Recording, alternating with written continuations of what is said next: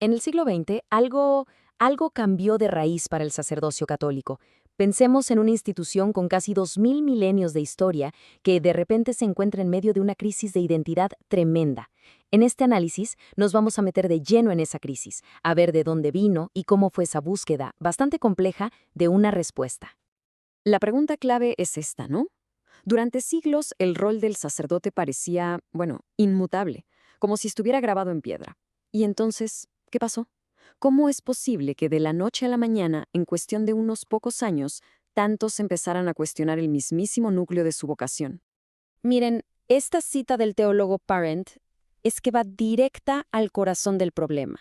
Esto no era una simple crisis sociológica o un malestar general, no, fue una crisis teológica.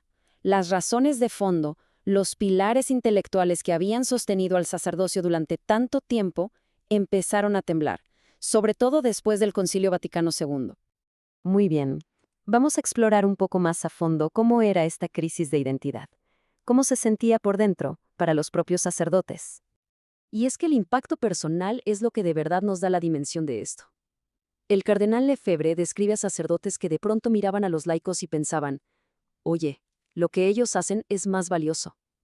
Imaginen la ansiedad que eso genera, sentir que tu función específica, aquello que te hace único, de alguna manera está perdiendo su valor.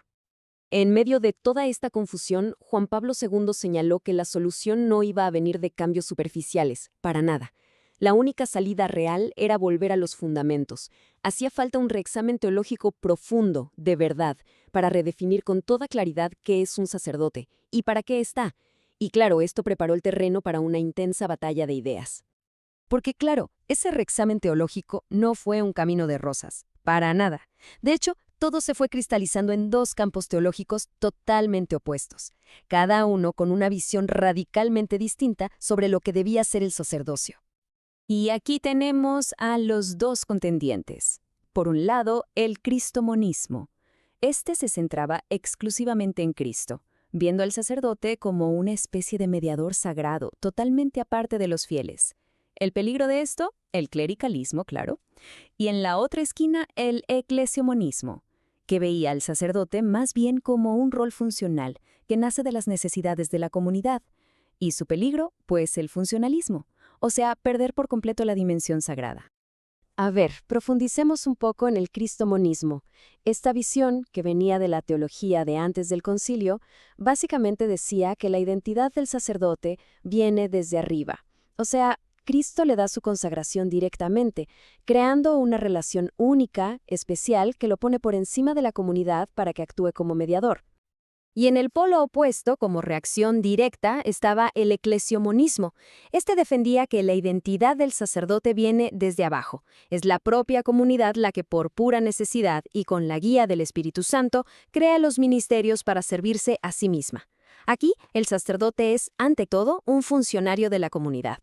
Pues estaba claro que ninguno de estos dos extremos era del todo satisfactorio. Y esto dio el pistoletazo de salida para la siguiente fase. Una búsqueda larga, compleja, para encontrar un punto medio, una síntesis que pudiera coger lo mejor de cada casa. Y, ojo, que esta búsqueda no fue cosa de un día.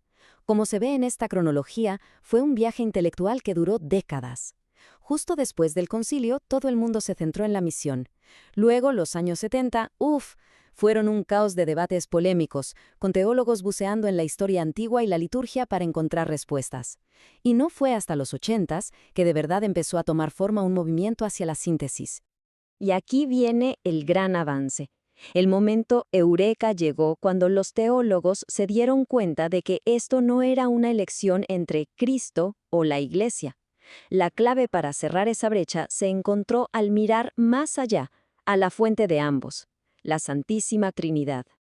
Esta cita de Juan Pablo II es que es la clave de todo. La identidad del sacerdote no es o cristológica o eclesiológica, es en su raíz trinitaria. Nace del Padre, se realiza a través del Hijo y es animada por el Espíritu Santo, todo para servir a la Iglesia. Esta visión de repente lo integró todo. Y lo que esto nos da es una síntesis con un fundamento de 3 dimensiones. ¿Se ve?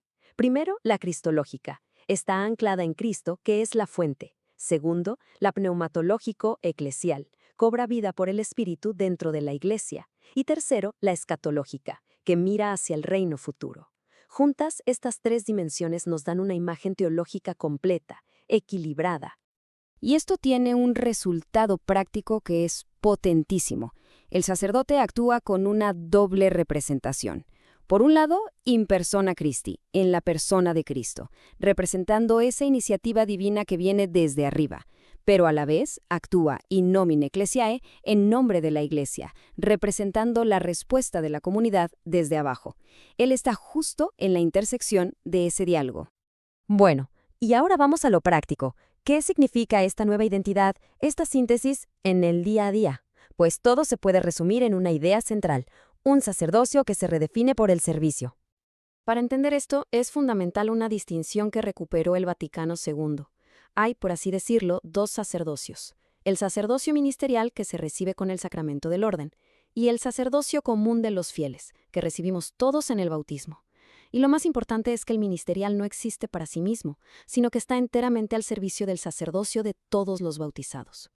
Hay una frase en latín del concilio que es crucial para entender esto bien: essentia et non gradu. Significa que los dos sacerdocios no son diferentes solo en grado, como si uno fuera una versión más pro del otro. No, difieren en su esencia, en su propia naturaleza. Son dos cosas distintas, pero que están hechas la una para la otra. Y con esto llegamos a la conclusión más importante de todo este debate. El sacerdocio ministerial encuentra su sentido, su razón de ser, en el servicio al sacerdocio común de todos los fieles. Toda esa tensión entre estar separado y ser parte de la comunidad se resuelve aquí. El sacerdote es separado para servir, no para estar por encima. Entonces, al final, ¿qué es el sacerdote? ¿Un signo de Cristo o una función de la Iglesia? Pues después de décadas de debate, la respuesta que surgió no fue una elección, sino una integración. La identidad del sacerdote moderno está precisamente en ser capaz de mantener esas dos realidades en una tensión dinámica, una tensión que da fruto, ser un signo visible de Cristo, justamente para poder servir mejor a la Iglesia.